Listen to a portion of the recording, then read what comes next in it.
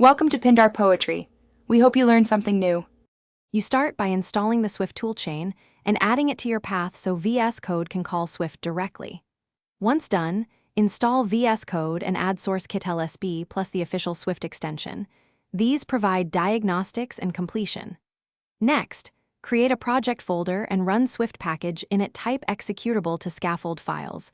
This puts package Swift and sources where the language server expects them. Make sure to open the folder in Vscode so the LSB can index your code immediately and provide symbols and errors.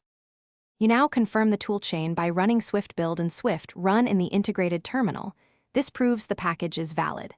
Next, configure source kit LSB in Vscode settings. If it didn't auto-detect the binary, point to the installed source kit LSB path so features load. After that, create a tasks.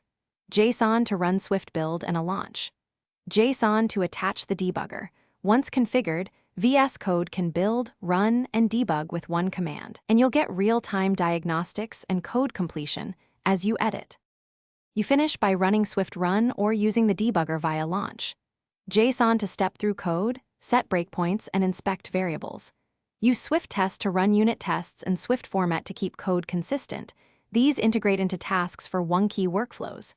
If extensions misbehave, check that the Swift binary and source kit LSB are on path, confirm settings. JSON paths and restart Vscode. That usually forces reindexing. If problems persist, open the language server logs in the output panel to pinpoint the error. Thanks for watching. Consider subscribing if we helped you.